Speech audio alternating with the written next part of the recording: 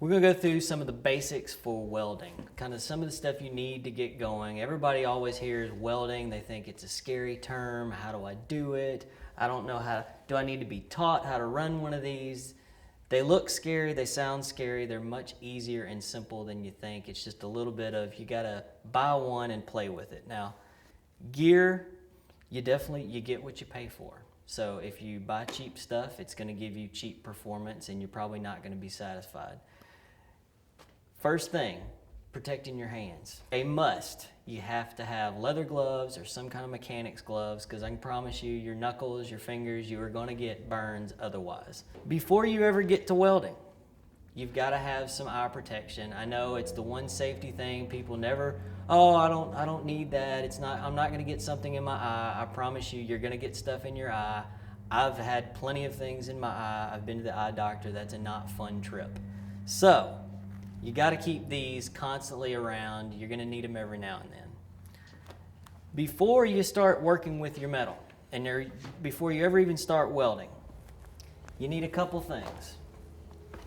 You got to have a good grinder. Again, I say good grinder. You get what you pay for. The motors in these things, if you buy a cheap one, they will vibrate your hands and it's very uncomfortable. A cutting disc. There's a cutting disc and a grinding disc. The cutting disc is very thin. It'll put quick, clean cuts through metal. The grinding disc, which is the thicker one, is the next step of the equation. So once you've cut your piece to the size you need, before you can weld it, you got to cut angles to the parts you're going to join. So when you join this to this other piece, you need to create a valley right down the middle for that weld to lay inside so it's not sitting on top of the joint and looking nasty. Very simple. 2 grinders, much better than 1 because taking these wheels on and off takes a little bit of time. It's not easy and not convenient. So just get 2 grinders, much easier. Magnets. Simple little welding magnets. You're going to run out of hands. You're going to be trying to put something crazy together. You're going to want to hold a joint together. Couple little welding magnets goes a long way in speed. Simple hammer. It's got a pick on one end, flat side on the other.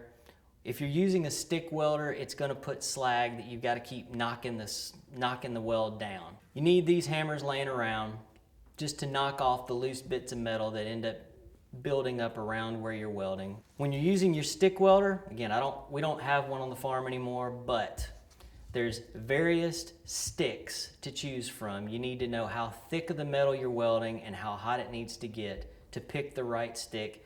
Any of your local stores can help you figure that out. If you're using the wire welder, now here's where there's 2 differences. You can run a wire welder with a gas tank. It'll make a very clean weld, but you need to be indoors. If you're trying to use the gas outside, if it's windy, the wind's blowing the gas away from the wire before you make your weld, and it's not going to be a strong weld. In that case, you want to use a shielded wire that actually has a coating on it that'll help serve the purpose as the gas while you're welding. Then you can pretty much go anywhere you want. If you're inside and you're out of the wind, I prefer gas. Makes a cleaner weld, just a lot easier to deal with, cheaper wire to buy. Finally, we're ready to start welding. Autodarkening Helmet. And again, I said it before, you get what you pay for. When you buy a cheap auto-darkening helmet, it's going to flash your eyes. So when you put this welding helmet on, you'll actually be able to still see where you're working. The minute you pull the trigger and your welder starts, it goes black, and then all you're seeing is the weld and the glow off what you're working with. Your eyes are protected. The cheaper the helmet, the slower it reacts. You think, a cheap one's probably fine. If you're welding over a half-hour period and it's just that little bit of delay that's getting to your eye, 2 hours after you finish, you're going to still have spots showing in your eyes, and it'll feel like something. If you do bad damage, you'll actually feel like there's something in your eye. It won't be there. It's from all the flashing. So good helmet is very much worth the money. Fresh batteries. When your batteries start to go down on these units, Most of them have solar panels, but if they stay inside in your shop, that's obviously not going to be charging. So making sure you get these things charged and you have fresh batteries. As the battery fails, the speed of which it darkens fails. You can get welding helmets for $9 that don't auto darken, but that's when you see people welding like this. When they're constantly, 1 minute the helmet's up, they're trying to get everything held in place, and then they snap down.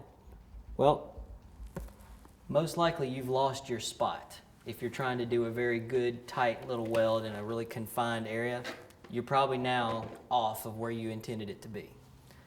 So again, auto darkening makes your life a whole lot easier. $70 gets you a great auto darkening helmet in just about any brand. When you're getting ready to go weld, clothing is important. Now definitely there is the official welding gloves that come halfway up your arm. There's the official welding jackets. There's the little beanie caps that you see professionals use. Not really necessary, as long as you're not wearing gloves that are flammable and you're not wearing tennis shoes, because I promise if you're at waist level welding, you are going to end up having one of those little pieces of hot metal go right through the top of your shoe and burn into your foot. I've done it. That's speaking from experience.